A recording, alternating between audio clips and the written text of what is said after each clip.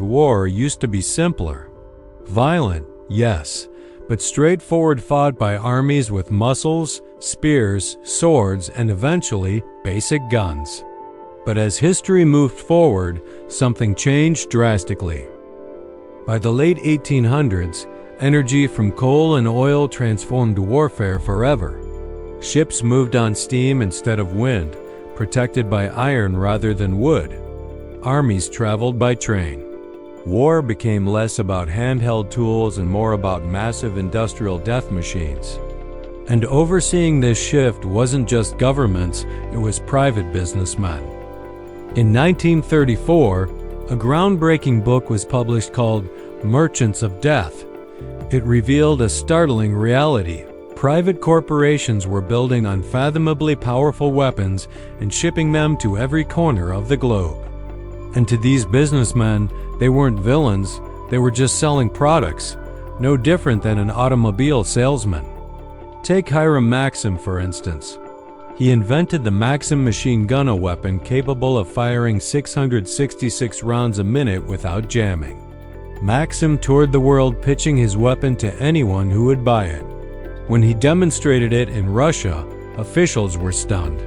When the British used it in Africa, local forces fighting with traditional weapons were completely overwhelmed. Governments rushed to buy it. When the King of Persia asked the Prince of Wales for some Maxim guns, the prince had to decline, explaining that the weapons didn't belong to the crown, they belonged to Hiram Maxim's private corporation. Think about that.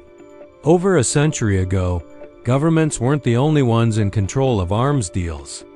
Private corporations operated in a free market of international weapons sales. Then came Basil Zaharoff, known as the super salesman of death. Zaharoff was a shadowy figure who perfected the art of playing rivals against each other. He went to Greece and sold them outdated submarines. Immediately after, he went to Turkey, Greece's rival, and said, "Greece just bought submarines, you need them too." Turkey bought them. Then he went to Russia and used the same line. Commissions flooded in, and Zaharoff became one of the richest men on earth by fueling arms races. These men made millions. Weapons grew deadlier. Metal was forged into motorized artillery, long-range cannons, and eventually tanks and poison gas. And then it all exploded. World War I broke out in 1914.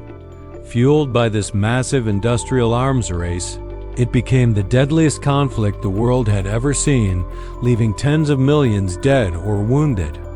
After the war, humanity had a moment of reckoning. People began to question, how did we let private arms manufacturers profit so heavily off global destruction? Some argued the arms makers actively stoked fear to sell more weapons, while others noted they simply flooded the world with tools of devastation, making conflicts far worse. The authors of Merchants of Death left us with a warning. As long as war continues, national budgets will increasingly prioritize militarism, and arms manufacturers will only grow more influential. Fast forward to today. The market has shifted, but the business remains. Today, while private companies still build these weapons, governments, especially global superpowers like the United States, control where they go. Weapons are no longer just products for profit. They are a currency for global influence.